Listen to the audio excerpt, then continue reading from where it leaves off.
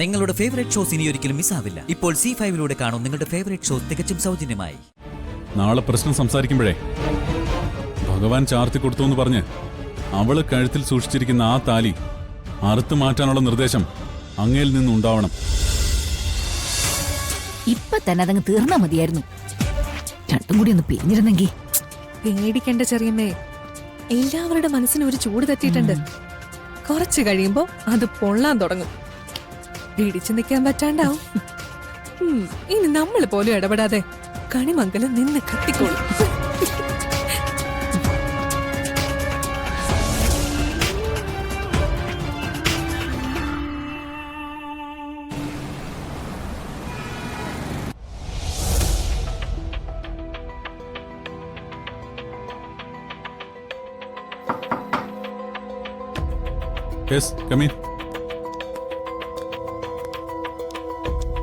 ഇദ്ദേഹമാണ് പത്മനാഭൻ തിരുമേനി.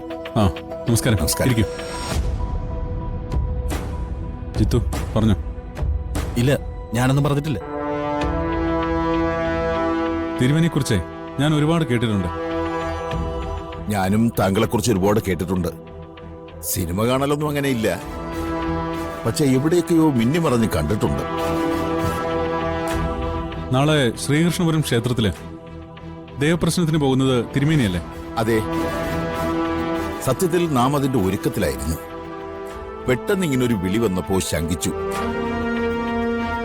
പിന്നെ ഇയാൾ വന്ന് കാത്തു നിന്നതുകൊണ്ട് കൂടെ പോരാതിരിക്കാനും പറ്റിയില്ല. എന്താ കാര്യം? ദേവപ്രശ്നം പരിഗണിക്കുമ്പോഴേ ക്ഷേത്രത്തിൽ നടന്ന എല്ലാ കാര്യങ്ങളും നോക്കില്ലേ? ഐ മീൻ, ഏതെങ്കിലും വിധത്തിൽ ദേവനെ അപകീർത്തിപ്പെടുത്തുകയോ ദോഷപ്പെടുത്തുകയോ ചെയ്താൽ അതെല്ലാം പരിഗണിക്കും. അതിനെല്ലാം പ്രായച്ചിത്തങ്ങൾ ചെയ്യിക്കുകയും ചെയ്യും. അതുവിട്, നമ്മൾ തമ്മിൽ കണ്ടതിന്റെ കാര്യം പറയും. അങ്ങേക്ക് എന്തെങ്കിലും പൂജകൾ നടത്താനോ സമയം നോക്കാനോ മറ്റോ? അതൊക്കെ എനിക്ക് വേണ്ടതാണ്. പക്ഷേ ഇപ്പോഴെനിക്ക് സംസാരിക്കാനുള്ളത് നാളത്തെ ദേവപ്രശ്നത്തിന്റെ വിധിയെക്കുറിച്ച് തന്നെയാണ്. അതൊക്കെ നമ്മൾ തമ്മിൽ പറയേണ്ട കാര്യം എന്താ? ഇന്നലെ എന്റെ വിവാഹം നടക്കേണ്ടതായിരുന്നു. ശ്രീകൃഷ്ണപുരം ക്ഷേത്രത്തിലെ തന്ത്രി ദേവനാരായണൻ തിരുമേനിയുടെ മകളായിരുന്നു വധു. പക്ഷേ താലി ചാർത്തുന്ന നിമിഷം അവിടെ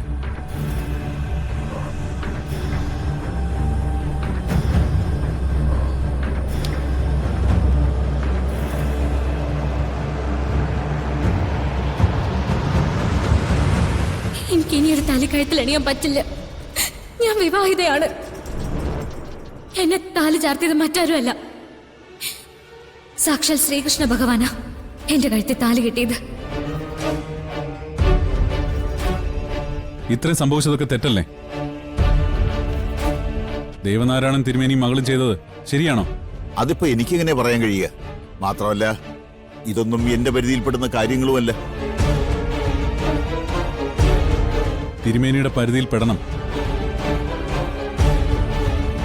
നാളെ പ്രശ്നം സംസാരിക്കുമ്പോഴേ ഭഗവാൻ ചാർത്തി കൊടുത്തു എന്ന് പറഞ്ഞ് അവള് കഴുത്തിൽ സൂക്ഷിച്ചിരിക്കുന്ന ആ താലി അറുത്തു മാറ്റാനുള്ള നിർദ്ദേശം അങ്ങയിൽ നിന്നുണ്ടാവണം. അതാണ് എന്റെ ആവശ്യം. ക്ഷമിക്കണം, ദൈവഹിതമായ കാര്യങ്ങൾ കാണുന്നു പറയുന്നു എന്നല്ലാതെ മറ്റൊന്നും നമ്മെ കൊണ്ട് സാധ്യമല്ല. ജിത്തു,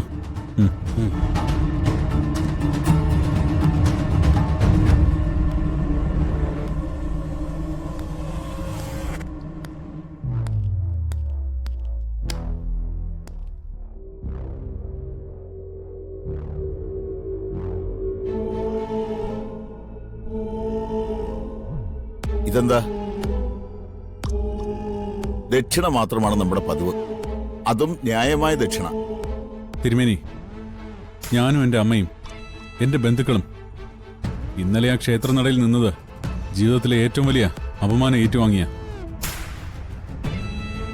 മനുഷ്യരല്ലേ? അത് പൊറുക്കാനുള്ള മനഃശക്തിയൊന്നും എനിക്ക് കിട്ടിയിട്ടില്ല, എൻ്റെ കുടുംബത്തിനും. അങ്ങനെ സഹായിക്കണം. അങ്ങക്ക് അങ്ങയുടെ ശൈലിയിൽ തന്നെ പരിഹാരങ്ങൾ പറയാം. പക്ഷേ ആ ദേവനാരായണനും മകളും ശിക്ഷിക്കപ്പെടണം. അവളുടെ കഴുത്തിൽ നിന്നും ആ താലി അറുത്തു മാറ്റണം.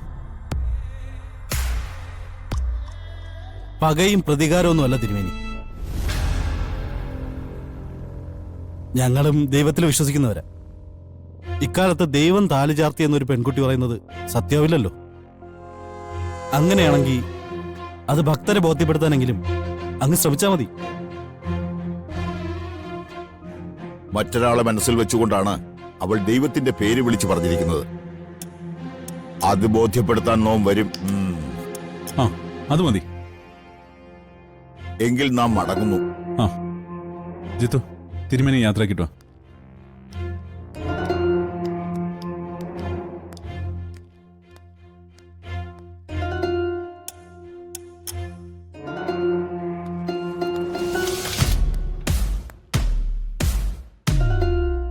എല്ലാം വാങ്ങിച്ചോണ്ട് പോയിട്ട് ഇയാളെ അവസാനം ചതിക്കൂ.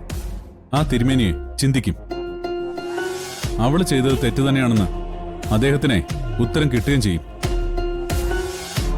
ഈ ജീവ ആരാണെന്നേ ആ അച്ഛനും അവൾക്ക് മനസ്സിലാവാൻ പോകുന്നേ ഉള്ളൂ. ഓൺലൈൻ മീഡിയാസേ കൂടെ കൂടെ വിളിച്ചോണ്ടിരിക്കുക. രഹസ്യമായ വിവാഹത്തില് പരസ്യമായ ധിക്കാരം എന്താണെന്ന് അറിയാനുള്ള കാരണം തിരക്കി. അവരോടൊക്കെ ഞാൻ മറുപടി പറയുന്നതിന് മുമ്പ് അവളെ എന്റെ മുമ്പിൽ തോറ്റിരിക്കണം.